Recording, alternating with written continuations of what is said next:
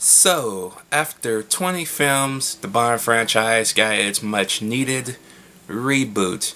And by God, it is the best damn reboot I think I've ever seen. Let's talk about it.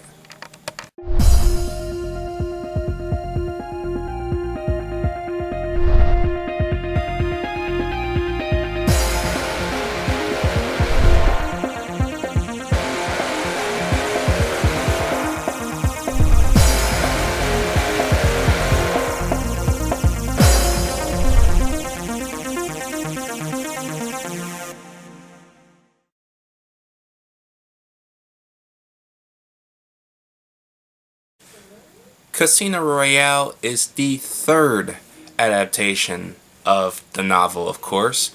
They had the TV movie, you had the 1967 one, and now you have this 2006 reboot, which of course stars Daniel Craig as his first outing as 007. In this film, of course, this is set in modern times, so everything is new and up to date. Bond has just earned his 007 status and earning his license to kill, of course. And he is sent undercover to this poker game where this terrorist financier is set out to win $100 million. Okay, and with that $100 million, he will fund his terrorist operations, of course. But of course, like any other James Bond film, the plot actually thickens more than what he is assigned to do. And he ends up falling in love with a girl named Vesper Lind, who is an assistant to said person.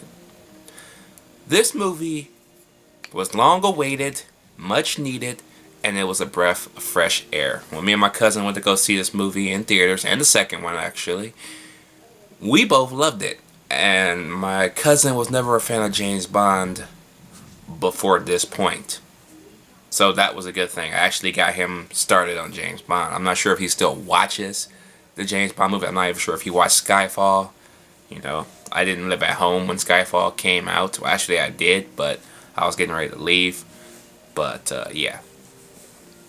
So, how does Daniel Craig match up?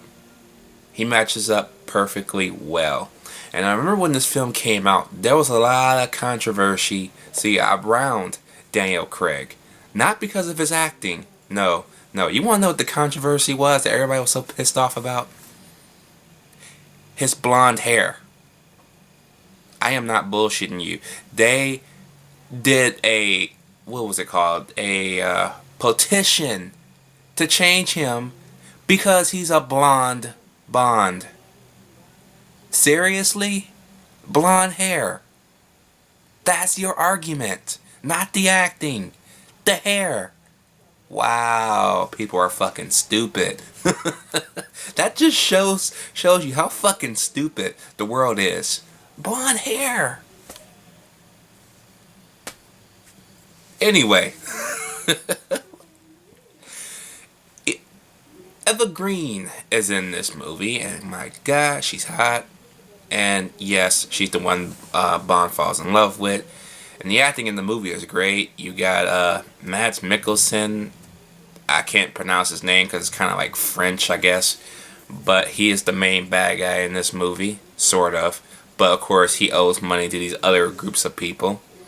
And of course, just like people who owe money, the people come after him. And he tells them he's going to give them the money. So there's a lot more going on behind his story as well. And then you also got Jeffrey Wright in here as sort of just there, I guess. There's this other guy that reminds me a lot of the man who was in the Pierce Brosnan Bond films. Bond would go to for information. He always had security, but this one he's just by himself. He reminded me a lot of that guy. But he's there and he helps Bond and he helps Vesper do what they have to do and stuff like that. And yeah, but what I like most about this movie is the realistic tone they take with this movie.